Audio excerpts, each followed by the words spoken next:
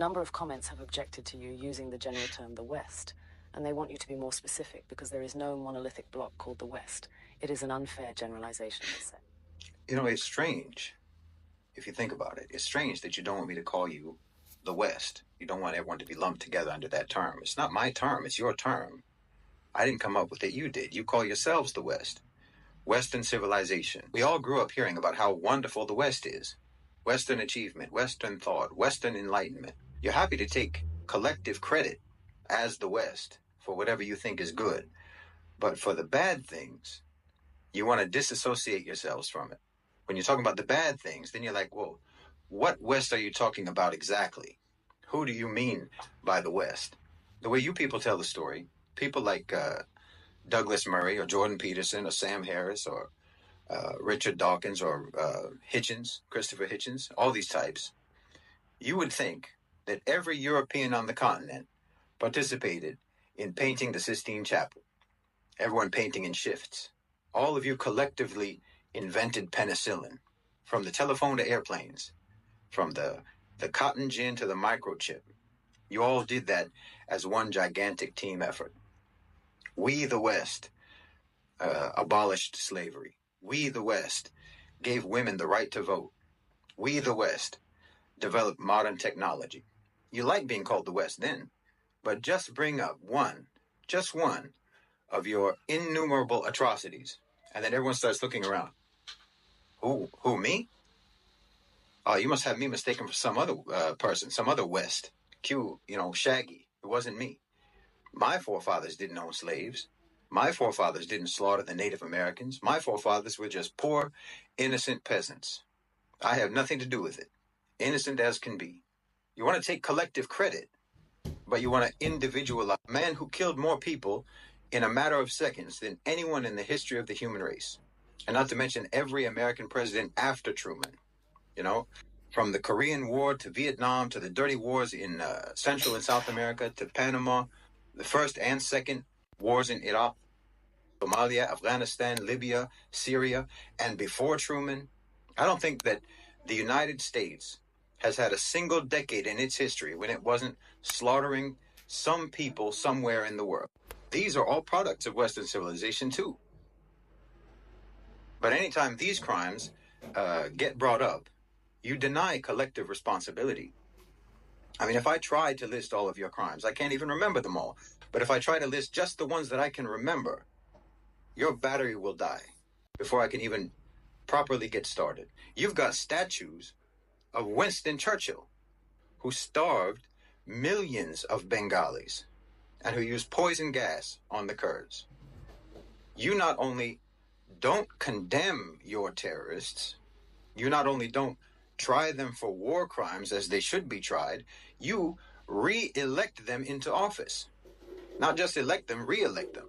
And you deny any responsibility for their atrocities.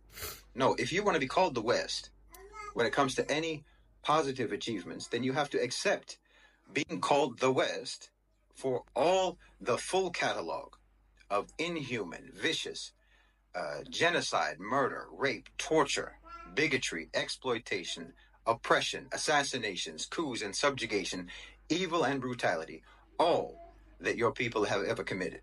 That's why I always say Western civilization is a sarcastic term, because you never civilized. And, we made cool stuff is not a defense. Your approach to morality is, let's not and say we did. Let's not be moral, but say we are. You think that righteousness is denying the evil you do, not stopping yourselves from doing the evil. As long as you say you don't do it, or you call it something else, then somehow you're not evil when you do evil, as long as you don't admit it. It's upside down world.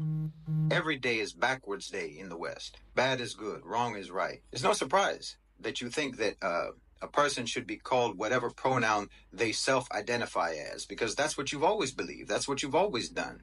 You self-identify as virtuous, as moral, as righteous, freedom-loving, tolerant people, even though you have never been that, and no one in the world sees you as that, but still you insist that that's what we call you.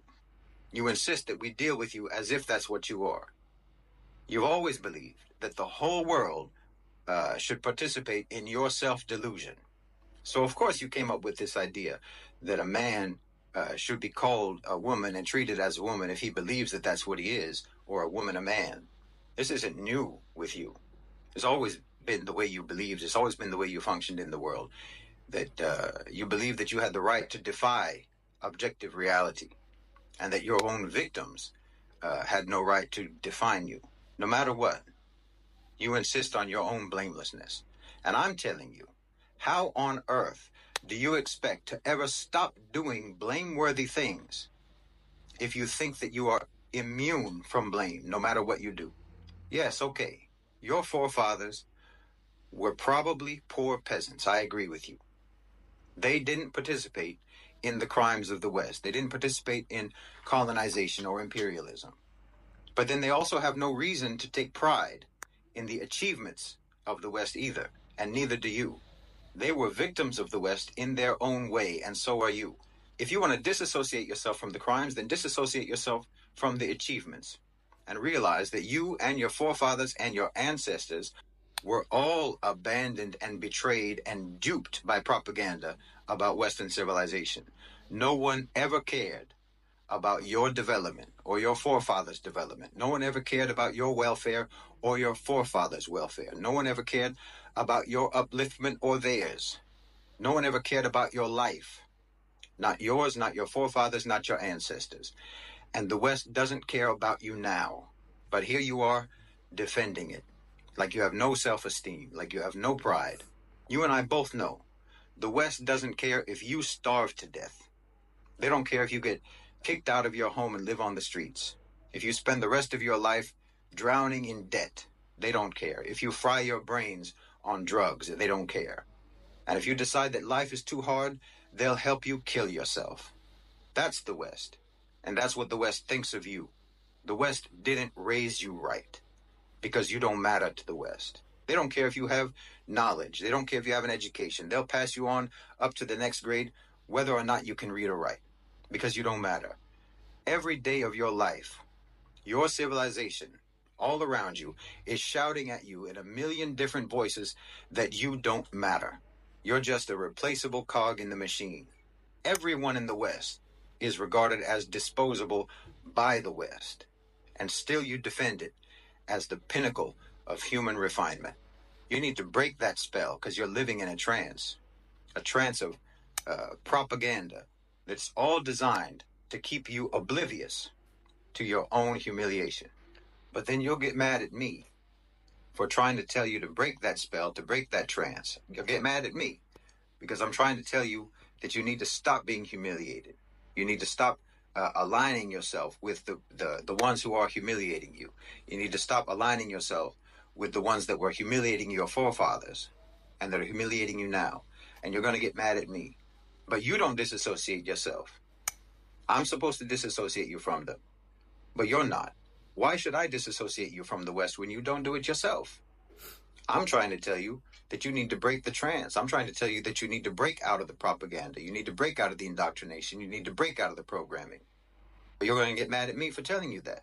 And you want to hold on to the programming. You want to hold on to the indoctrination. And then while you're holding on to it, I'm supposed to separate you from the indoctrination that you're holding on to. So how are you supposed to change?